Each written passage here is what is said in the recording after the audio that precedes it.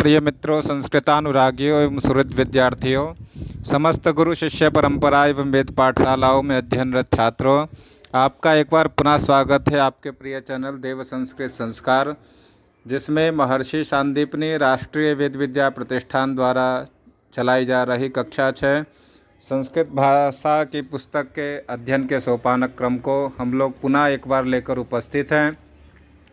पूर्व में हम लोगों ने पाठ 14 महर्षि वाल्मीकि ही जो रामायण के आदि रचयिता एवं आदि कवि आदि काव्य के रूप में जाने जाते हैं, उनका हम लोगों ने पाठ 14 से अध्ययन कर पाठ का विस्तार किया था। आइए हम लोग रामायण के सबसे महत्वपूर्ण पात्र, जो नारी का जो पात्र है वह सीता, जो हम लोग के लिए आदर्श नारी है, उसका हम लोग अध्ययन करते हैं।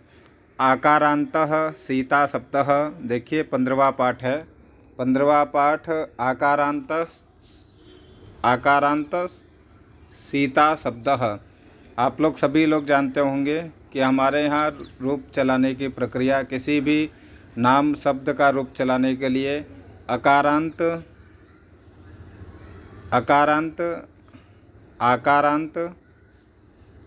रस्वीकारांत, दीर्घीकारांत, रस्वकारांत, दीर्घोकारांत, इस प्रकार शब्द के रूप को चलाने की प्रक्रिया है।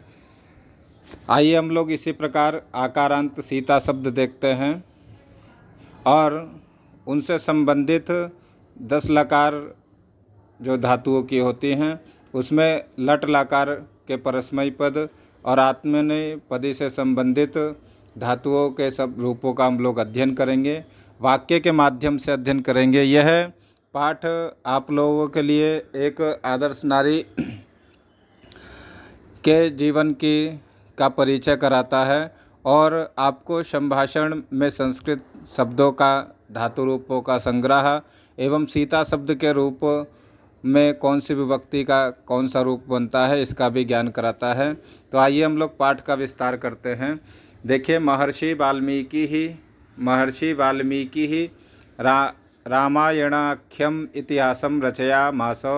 देखिए, महर्षि वाल्मीकि ने रामायण नाम का जो आख्यान है वो इतिहास के रूप में रच रखा है। हमने पूर्व पाठ में रामायण और महर्षि वाल्मीकि के जीवन परिचय पढ़ा था। वह रामायण ग्रंथ इतिहास के रूप में उन्होंने लिखा है। तत्र वहाँ लोकमंगल कारकम रामस्य वृत्तम वर्णितम वर्तते। तत्र वहाँ अर्थात रामायण में लोकमंगल कारक के जो प्रतिपादक है राम, उनका वृत्तांत जो है वर्णित किया गया है। भारत देशस्य आदर्श काव्यम भवति रामायणम। भारत देश का जो आदर्श काव्य है वह क्या है? रामायण होता है। भारत देश का आदर्श काव्य क्या है? रामायण है। देखिए, यहाँ लट लकार परस्मयी पद भू धातु का रूप इन्होंने बना रखा है भवति। भवति क्या बनाया? भवति। यहाँ उसी का ज्ञान कराना है आपको, लट परस्मयी पद और आत्मनेपदी, और विशेष रूप से सीता शब्द के रूपों का ज्ञान कराना है। तो आगे चलते हैं हम लोग। भारत देशस्य आदर्श काव्यम किम अस्ति? तो रामायणम। भारत देशस्य आदर्श काव्यम अस्ति रामायणम। अब महाराजस्य जनकस्य सुपुत्री भगवती सीता आसीत्। महाराजस्य जनकस्य सुपुत्री भगवती सीता आसीत्। सीता किसकी पुत्री थी? तो महाराज जनक की थी। तो महाराज जनक की सुपुत्री भगवती सीता आसीत। देखिए, आदर्श के लिए भगवती शब्द आगे जोड़ रखा है, भगवती सीता आसीत। अब यहाँ देखिए, सीता प्रथमा विभक्ति एक वचन में रमा के समान रूप बनेगा। जो काले अक्षरों में जिन शब्दों को बोल्ड किया गया है, यह हमें सीता शब्द, आकारांत सीता शब्द का भी ज्ञान कराएंगे। एक उनके आदर्श जीवन के माध्यम से हम लोग सीता शब्द के रूपों का भी ज्ञान करेंगे, कौन सी विभक्ति में कौन सा रूप बनता है। तो सीता प्रथमा विभक्ति एक वचन, जो महाराज जनक की पुत्री है। पुत्रिकाम मंगलैः अलंकृताम सीताम स्वयंवरेण विधिना योग्याय वराय दत्वा पाणिग्रहणसंस्कारः कारणीय इति महाराजा जनकः निर्णयम् अकरोत्। देखिए सीताम यहाँ द्वितीया विभक्ति एक वचन, रमा रमे रमाः, रमाम सीता सीते सीताः, सीताम रूप बनेगा द्वितीया विभक्ति एक वचन में। सीता स्वयं पुत्रिका मंगलैहि अलंकृताम, पुत्री के मंगल के लिए सीता के स्वयंवरेण, सीता का स्वयंवर की विधि से योग्य वर को देना और पाणिग्रहण संस्कार करने का विचार जो है महाराज जनक ने किया। सीता का स्वयंवर के माध्यम से विवाह करने का विचार किसने किया? तो महाराज जनक ने किया। यस्य वरस्य कंठे स्वयंवरे सीतया माला अर्प्यते तस्मै वराय सीता दीयते इति साडिंडिमम् उद्घोषणाम् अकारयत महाराजा जनकः। महाराज जनक ने क्या उद्घोष किया? किस चीज़ का जो है उन्होंने प्रचार किया कि यस्य वरस्य कंठे, जिस वर के कंठ में, गर्दन में स्वयंवर के माध्यम से सीतया, देखिए यहाँ तृतीया विभक्ति है, सीतया माला अर्प्यते, सीता माला अर्पण करेगी, तस्मै वराय सीता दीयते, उसी वर को जो है सीता दी जाएगी। सडिंडमम उद्घोषम, ऐसा जो है प्रचार किया गया कि जिसके वर में सीता स्वयं वर चुनकर माला अर्पण करेगी वह तस्मै वराय सीता दीयते, उसको सीता वधू के रूप में मिलेगी। ऐसा जो है उद्घोषणाम अकारयत, ऐसा उद्घोषणा की महाराज जनक ने। तो विश्वामित्रेण ऋषिणा, विश्वामित्र ऋषि के साथ भ्रात्रा लक्ष्मणेन च सह रामः सीता स्वयंवरम गतः। विश्वामित्र ऋषि के साथ, आप लोग सभी लोग जान रहे हैं कि स्वयंवर में विश्वामित्र ऋषि के साथ भाई लक्ष्मण और राम सीता स्वयंवर में गए। तत्र रामः शिवधनुषः उत्तोलनं करोति, तत्र वहाँ रामः शिवधनुषः उत्तोलनं करोति। राम ने क्या किया? शिवधनुष को उत्तोलन, अर्थात थोड़ा रामेण कृतेन उत्तोलनेन, राम के द्वारा उत्तोलनेन, धनुष को तोड़ने से। आइए हम लोग आगे देखते हैं।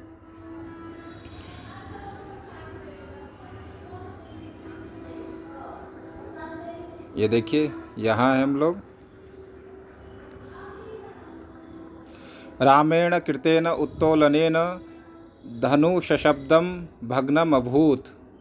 राम के द्वारा धनुष शब्दम भग्नम अभूत, धनुष का जो है शब्द तोड़ा गया। तादृशं पराक्रमवन्तं रामं दृष्ट्वा सीता रामाय स्वयंवर मालाम अर्पयति। तादृशम, ऐसे पराक्रम को देखकर, ऐसे पराक्रम महापुरुष राम के रूप में देखकर सीता रामाय स्वयंवर मालाम अर्पयति, सीता स्वयंवर के लिए माला राम के लिए अर्पण करती है।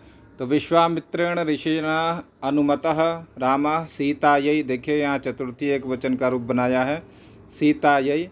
हम लोग को आकारांत सीता शब्द का एक इस सीता की आदर्श कहानी के माध्यम से अध्ययन करना है। विश्वामित्रेण ऋषिणा अनुमतः रामः सीतायै मालाम अर्पयति। विश्वामित्र ऋषि की आज्ञा से राम ने सीता को माला अर्पण की। विवाह समनंतरम अरुंधति नक्षत्र दर्शनेन सीतायाः सकाशात् रामं दूरं न गच्छति, रामात् सीता दूरं न गच्छति, तयोः दाम्पत्यं चिरं भवति इति चिन्तनम् अनुसृत्य तयोः विवाहमङ्गलार्थम् अरुन्धती नक्षत्रदर्शनं ऋषिः विश्वामित्रः अकारयत्। विवाह समानांतरम मतलब विवाह के समय अरुंधति नक्षत्र के दर्शन से सीता के लिए सकाशात सीता के लिए राम दूर नहीं होते हैं। रामात् सीताम दूरम न गच्छति और राम से सीता दूर नहीं होंगी। तयोः ऐसा दाम्पत्य जीवन चिरम भवति इति चिंतनम ऐसा चिंतन करके अनुसृत्य अनुसरण करके वाक्यों का तयोः विवाह मंगलार्थम अरुंधति नक्षत्र का विश्वामित्र ऋषि ने क्या किया, दर्शन कराया। इत्थम जनक सुपुत्रिकायाः सीतायाः, देखिए फिर यहाँ चतुर्थी पंचमी और षष्ठी विभक्ति में सीतायाः रूप बनेगा। तो वही यहाँ देखिए सीतायाः इत्थम, इस प्रकार जनक पुत्रिकायाः, जनक की पुत्री का सीता का दशरथ ज्येष्ठ पुत्रस्य रामस्य च विवाह मंगलम समभूत। दशरथ के ज्येष्ठ पुत्र के रूप में राम का विवाह मंगल हुआ, विवाह संपन्न हुआ। सीतायाम रामस्य सीता राम के और रामे सीतायाः च परस्परम अनुरागः महाराजस्य जनकस्य अन्येषां च आनंदाय अभूत। राम के लिए सीता और राम पर सीता का परस्पर जो अनुराग था उसे देखकर महाराज जनक, अन्येषां महाजनक और अन्य लोग क्या हुए, आनंद से अभूत हुए, आनंद से प्रसन्नचित हुए। आइए हम लोग आगे भी देखते हैं। महाराजः दशरथः कैकेय्याः कृते पूर्वं दत्तान् त्रीन् वरान् निष्पादयितुं रामं वनं प्रति विसर्जयति। महाराज दशरथ कैकेयी से किए हुए पूर्व में 3 वरों का निष्पादयितुं रामं वनं प्रति विसर्जयति, कैकेयी के द्वारा पूर्व में दिए गए, कैकेयी को दशरथ के द्वारा दिए गए पूर्व में 3 वरदान को सुनकर कैकेयी के द्वारा मांगने पर राम वन के प्रति चल दिए। सीतारामाभ्याम सह लक्ष्मणा अपि वनम गच्छति। सीता और राम के साथ सह लक्ष्मण अपि भी वनम गच्छति, वन में जाते हैं। ते त्रयः वनात् वनम भ्रमन्ति। ते त्रयः यह तीनों क्या करते हैं, वन में भ्रमण करते हैं। वनम भ्रमन्ति। रामा सर्वया भक्त्या दत्तम बदरफलम खादति। रामः सबरी के द्वारा, जो उनकी भक्ति में लीन रहती है, उनके द्वारा दिए गए बदर फल को खाती है, बदरी फल को खाती है। बदरी फल को क्षमा कीजिएगा, सबरी के द्वारा दिए गए बदरी फल को राम खाते हैं। रामः मर्यादा पुरुषोत्तमा अपि नाना विधानि अति कष्टदायकानि दुखानि प्राप्नोति। मर्यादा पुरुषोत्तम राम भी नाना प्रकार के अनेक कष्टों को और दुखों को प्राप्त होते हैं। वनवास समय अनेक कष्टों और दुखों को प्राप्त होते हैं। वनवास काले सीतारामो लक्ष्मणश्च पर्णकुटीरे निवसन्ति। वनवास काल में सीता, राम और लक्ष्मण पर्णकुटीरे अर्थात पत्ते की कुटिया में निवसन्ति रहते हैं। मारीचः स्वर्ण मृगरूपेण पर्णकुटीरं परिता भ्रामं सीतायाः मना अपहरति। देखिए सीता हरण में मुख्य जो पात्र मारीच का है, वह मारीचः स्वर्ण मृग रूपेण, स्वर्ण के मृग के रूप से पर्णकुटीर, सीताराम और लक्ष्मण की जो पर्णकुटीर थी उनके परितः मतलब चारों ओर घूम घूम कर सीता के, देखिए यहाँ सीतायाः पंचमी षष्ठी का विभक्ति का रूप बनाया, सीता के मनः अपरति, सीता के मन को अपहरते हैं, सीता के मन को लालायित करते हैं, अपने प्रति आकर्षित करते हैं। कौन आकर्षित करता है? तो मारीचः कैसे आकर्षित करते हैं? स्वर्ण मृग रूपेण, स्वर्ण मृग का रूप लेके, और पर्णकुटीरम परितः अर्थात चारों ओर घूम घूम कर सीता के मन को अपने प्रति आकर्षित करते हैं। सीता रामम स्वर्ण मृगम याचते, सीता राम से स्वर्ण मृग को मांगती है। रामः स्वर्ण मृगम धर्तुम सुदूरम गच्छति, रामः स्वर्ण मृगम धर्तुम, राम क्या है? स्वर्ण मृग को धरने के लिए सुदूरम गच्छति, बहुत दूर तक चले जाते हैं। तदा रामस्य आर्तं स्वरम सीता शृणोति, तब रामस्य, राम का आर्त स्वर में मतलब अत्यंत चिंतन स्वर में सीता राम की ध्वनि को सुनती है। सीता त्वरया लक्ष्मणं रामस्य रक्षार्थं प्रेषयति, सीता तुरंत जो है त्वरित बिना क्षण बिताए लक्ष्मण को राम की रक्षा के लिए प्रेषयति, राम की रक्षा के लिए क्या करती है? भेजती है, प्रेषयति। तस्मिन् समये, उसी समय में रावणः सीतायाः हरणं करोति, उसी समय में रावण सीता का हरण करता है। तस्मिन् समये रावणः सीतायाः हरणं करोति, देखिए षष्ठी का संबंध है यहाँ कहा के कि, तो सीता का हरणं करोति, कह करोति? रावणः करोति। कस्मिन् समय? तस्मिन् समय, जब लक्ष्मण राम की रक्षा के लिए सीता के आदेश पर जाते हैं। तस्मिन् समये रावणः सीतायाः हरणं करोति, रावणः तां सीतां लंकां प्रति नयति, रावणः तां सीतां लंकां प्रति नयति, रावण सीता को लंका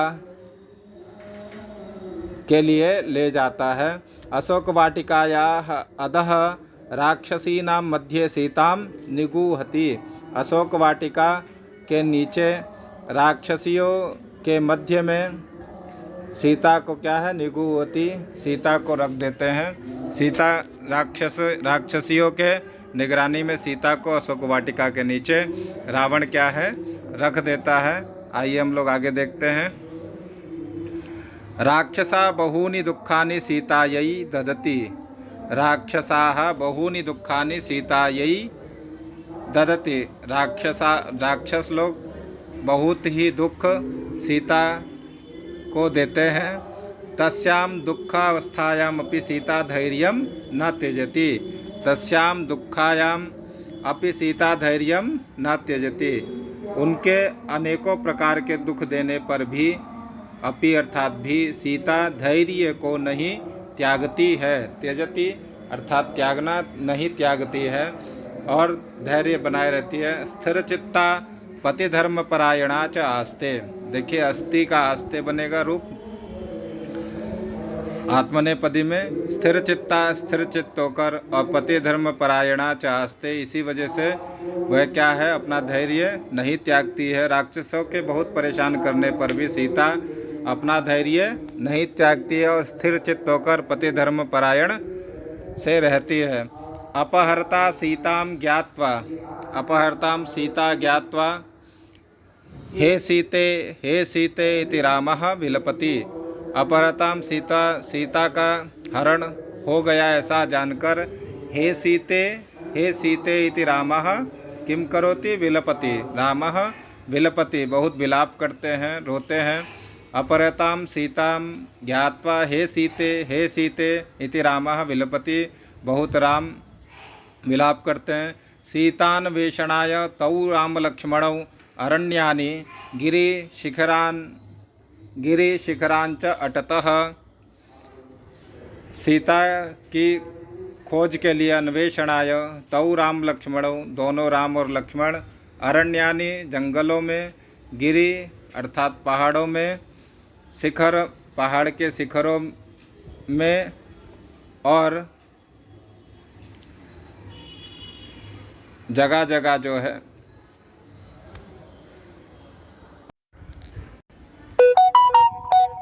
शिखरांच अटतः, गिरि और पहाड़ों के शिखरों में जगह जगह जो है ढूंढते हैं। अटतो तयोः किष्किंधायाम आदौ हनुमतः परिचयो भवति।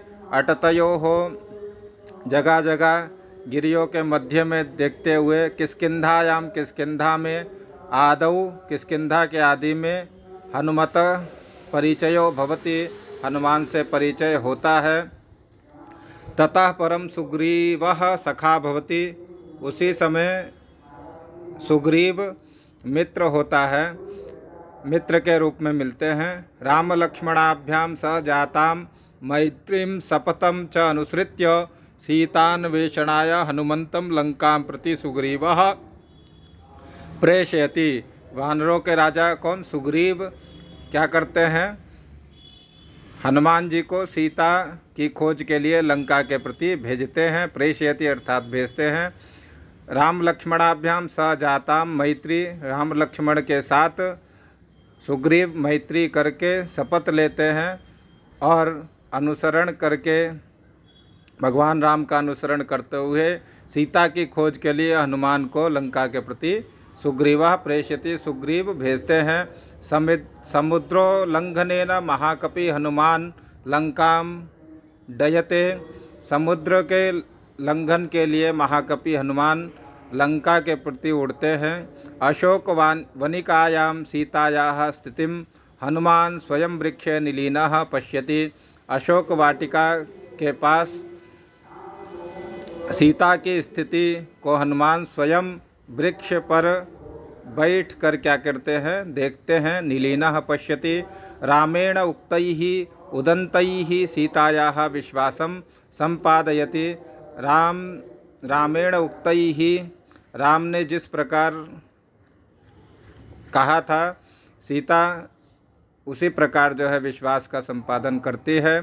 सीतया सह संस्कृत गिरा हनुमान संभाषते, सीताया सह संस्कृत गिरा हनुमान संभाषते, सीता के साथ संस्कृत में हनुमान संभाषते।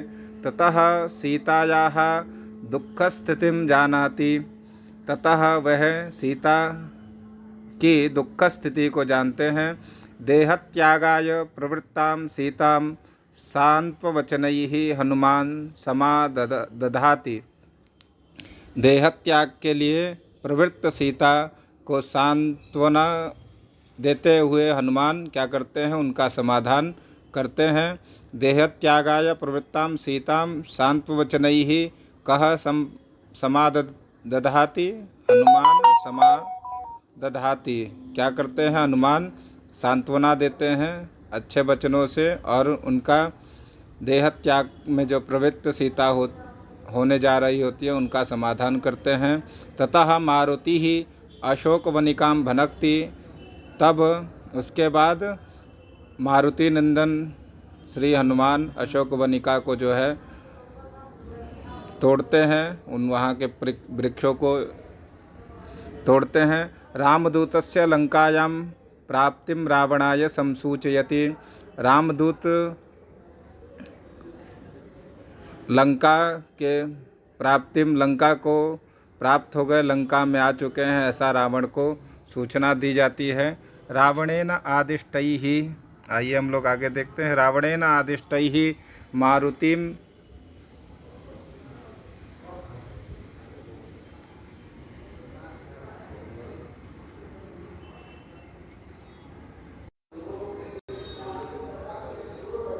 रावणेन आदिष्टैः राक्षसैः हनुमतः पुच्छैः अग्नौ प्रज्वालिते सति हनुमान लंकां दहति, रावण के आदेश के अनुसार राक्षसों ने हनुमान की पूँछ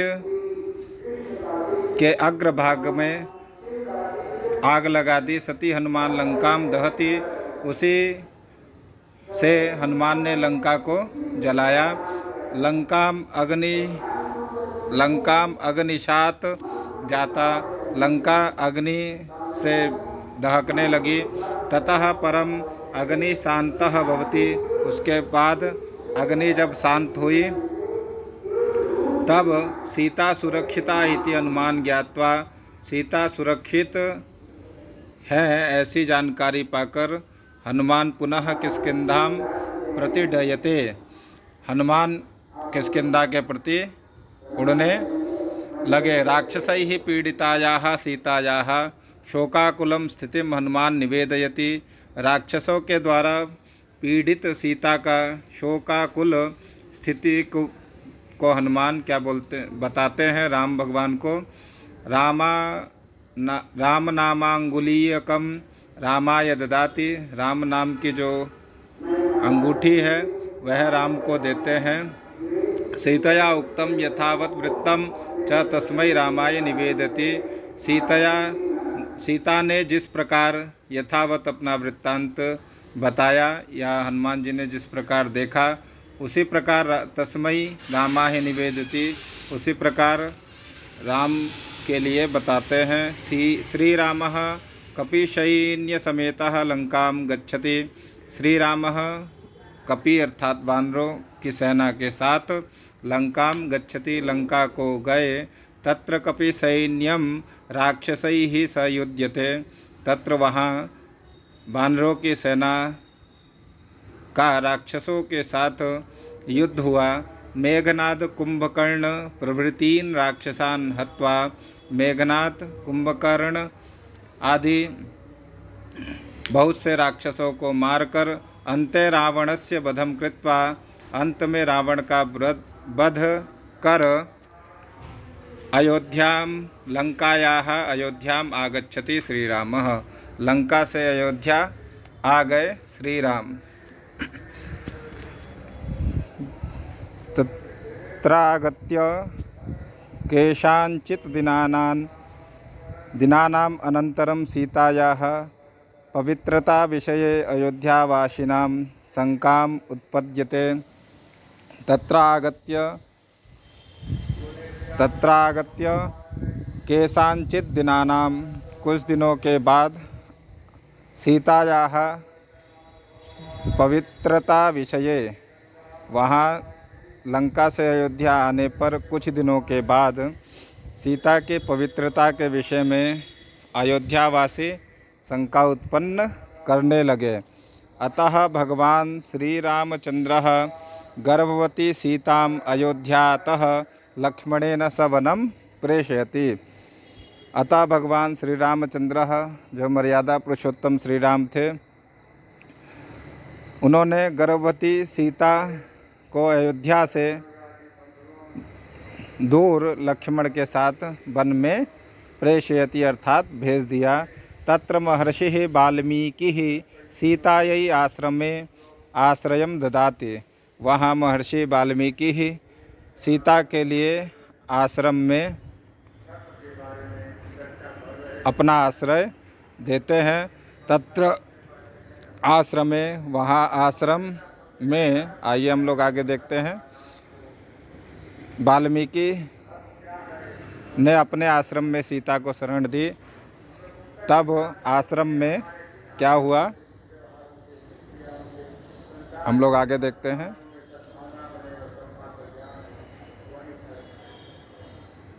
तत्र आश्रमे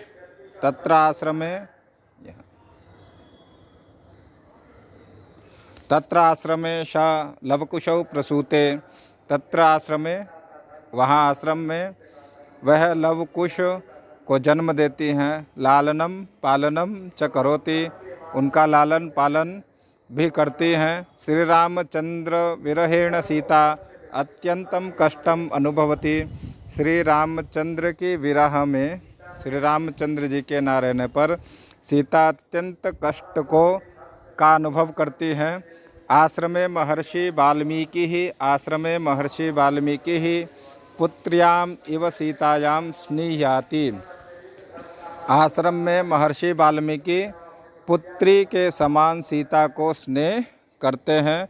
पुत्री के समान सीता को क्या करते हैं? स्नेहाति मतलब स्नेह करते हैं। स्नेहति ईषद दिनानन्तरं सीता अयोध्यायाः राजसभायां सर्वेषां पुरतः स्वकीयमानसम्माननयोः संरक्षणाय मातुः पृथिव्याः अंके स्थित्वा पातालमार्गेण भगवतः विष्णोः सन्निधिं गच्छति।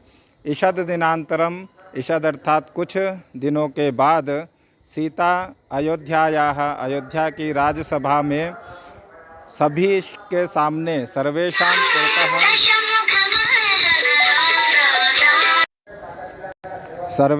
पुरतः अर्थात सभी के सामने, स्वकीय अर्थात अपने मान सम्मान की रक्षा के लिए, मातुः पृथिव्याः माता पृथ्वी के गोद में, पाताल मार्गेण भगवता विष्णोः सन्निधिं गच्छति। कुछ दिनों के बाद सीता अयोध्या की राजसभा में सभी के सामने स्वकीय मान सम्मानयोः अपने मान सम्मान के रक्षा के लिए माता पृथ्वी की गोद में पाताल मार्ग से भगवान विष्णु की सन्निधि में चली जाती हैं। भगवत्याः सीतायाः संपूर्णं जीवनं जगतः सर्वासां स्त्रीणाम् आदर्शरूपं विद्यते।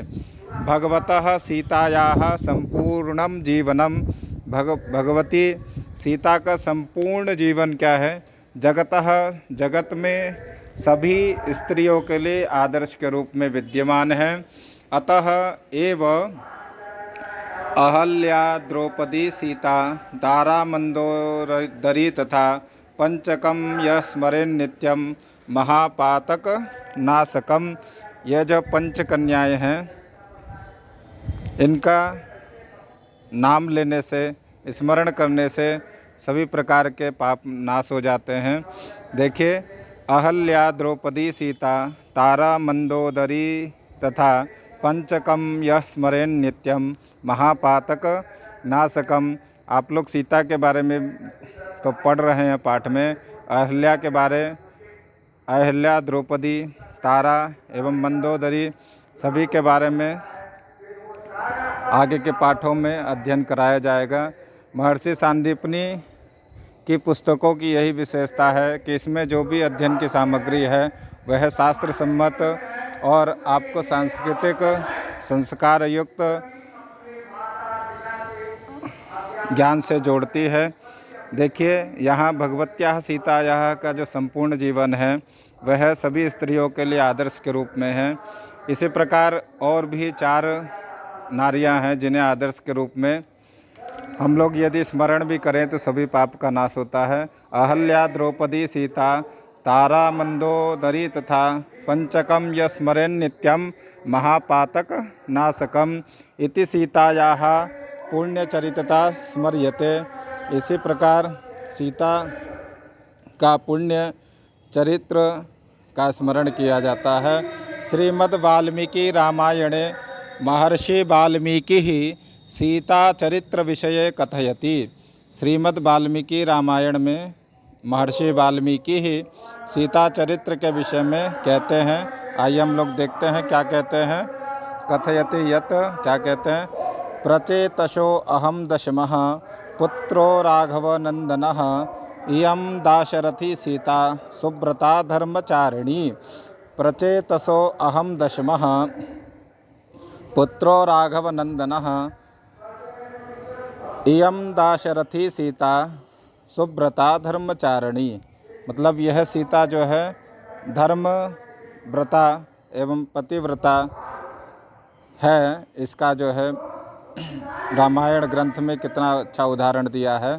प्रचेतस अर्थात महर्षि वाल्मीकि के पिता का नाम प्रचेतस है, उन्होंने नाम लेके बोला है प्रचेतसो अहम दशमा पुत्रो राघवनंदनः इयं दाशरथी सीता सुव्रता धर्मचारिणी। प्रचेतस के पुत्र मैं वाल्मीकि, हे राघवनंदन दशरथ के पुत्र, सीता सुब्रता और धर्मचारिणी है, इसको बताते हैं। देखिए नीचे लिखा है, रामायण के 7वें कांड में 96 अध्याय में 19वां एवं श्लोक है। अर्थात देखिए इसी का हिंदी अर्थ लिखा है, संस्कृत में है। अर्थात हे दशरथ नंदन, हे दशरथ नंदन भगवान राम के लिए, हे रघुनंदन, हे रघुकुल नंदन भगवान राम, अहम अर्थात मैं, अभी हमने पूर्व में बताया प्रचेतस उनके पिता का नाम है। अहम प्रचेतस दशमः पुत्रः, मैं प्रचेतस ऋषि का 10वां पुत्र वाल्मीकि ही, कथयामि अर्थात कहता हूँ, कथयामि अर्थात कहता हूँ। क्या कहते हैं तो आइए हम लोग देखते हैं। कथयामि यत, यह इयम सीता, यह सीता उत्तम व्रत पालनी, उत्तम व्रत का पालन करने वाली, पति परायणा और पतिव्रता, धर्म परायणा और धर्म के अनुसार है। अपरम च इयम शुद्ध समाचारा, अब इससे भी कहीं ज़्यादा यह शुद्ध आचार वाली, अपापा बिना कभी पाप नहीं किसी भी प्रकार का पाप ना करने वाली, पति देवता, पति को देवता मानने वाली, अर्थात अस्याः आचरणम सर्वथा विशुद्धम वर्तते, इसका आचरण सर्वथा हमेशा विशुद्ध है, मतलब किसी भी प्रकार का इसमें कोई पाप का संसर्ग नहीं है। इयम अपापा अस्ति, यह पाप से मुक्त है। पति मेव इयम देवता मन्यते, पति को ही यह देवता मानती है। स्वयं सीतापि कथयति, देखिए स्वयं सीता भी कहती हैं, किम कथयति, यथै तत्सत्यमुक्तं मे वेद्मि रामात् परम न च, तथा मे मेधा माधवी देवी विवरम दातुमर्हति। यथे तत्सत्यमुक्तं मे वेद्मि रामात् परम न च, तथा मे माधवी देवी विवरम दातुमर्हसि। ये देखिए वाल्मीकि रामायण उत्तरकांड का है 16वां श्लोक 97वें अध्याय का। आइए हम लोग आगे देखते हैं। इस प्रकार सीता ने वचन किया कि हे वाल्मीकि, आप जो कह रहे हैं वह सही है। रामात् परम न च, लेकिन यह राम से की जानकारी से परे नहीं है। राम भी सभी चीज़ों को जानते हैं, मर्यादा पुरुषोत्तम हैं, इसी कारण उनकी रक्षा और प्रतिव्रता का आदर्श स्थापित करने के लिए विवरम दातुम अर्हति, मैं अपने शरीर को अपनी माँ के गोद में समाहित करती हूँ। आइए इस पाठ के माध्यम से योग्यता विस्तार किया गया है, जिसमें संपूर्ण रामायण किस प्रकार श्लोक में समाहित है वह बताया गया है, और कुछ श्लोकों को रखा गया है रामायण के श्लोकों को। तो एक बार वाचन करेंगे। यावस्थास्यन्ति गिरयः सरितश्च महीतले, तावत् रामायण कथा लोकेषु प्रचरिष्यति। देखिए, यावस्थास्यन्ति गिरयः सरितश्च महीतले, तावत् रामायण कथा लोकेषु प्रचरिष्यति। जब तक समुद्र नदियाँ तल में रहेंगी तब तक रामायण कथा लोक में प्रचार के रूप में विद्यमान रहेगी, प्रकाशमान रहेगी। ऐसा रामायण की विशेषता बताई गई है। रामायण किस प्रकार जो है विराजमान रहेगा धर्म के रूप में। अब देखिए प्रथम श्लोक दिया है, माँ निषाद प्रतिष्ठां त्व मगमा शाश्वती समाह, यत्क्रौंच मिथुनादेक मवधि काम मोहितम। माँ निषाद प्रतिष्ठां त्व मगमः शाश्वती समाह, यत्क्रौंच मिथुनादेक मवधि काम मोहितम।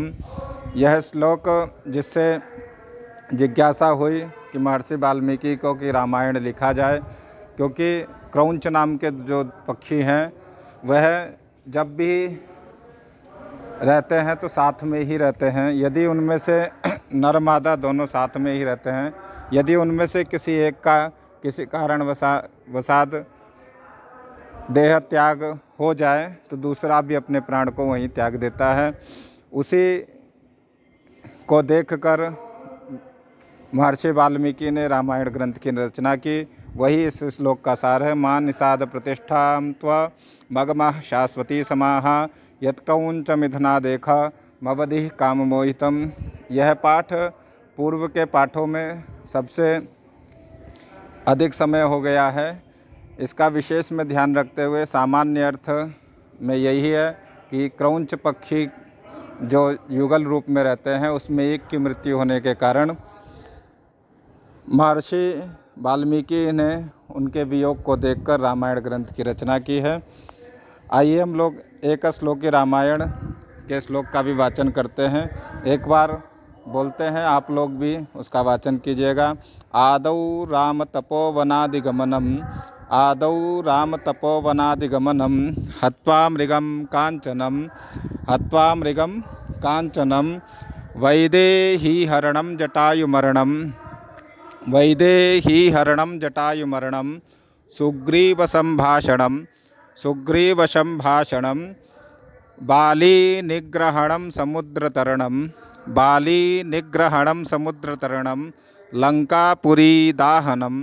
लंकापुरीदाहनं पश्चात् रावणकुंभकर्णहनन मेतद्धि रामायणम्। एक बार पुनः श्लोक का पादयुक्त वाचन करते हैं।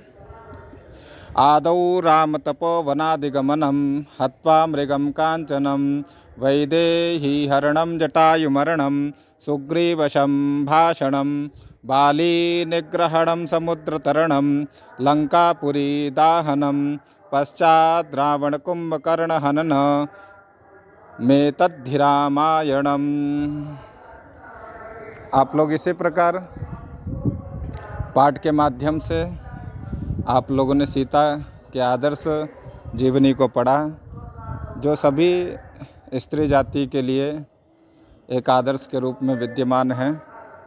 इसी प्रकार हम लोग आगे भी पाठ का अध्ययन करते रहेंगे। नमः संस्कृताय पुनर्मिलामः।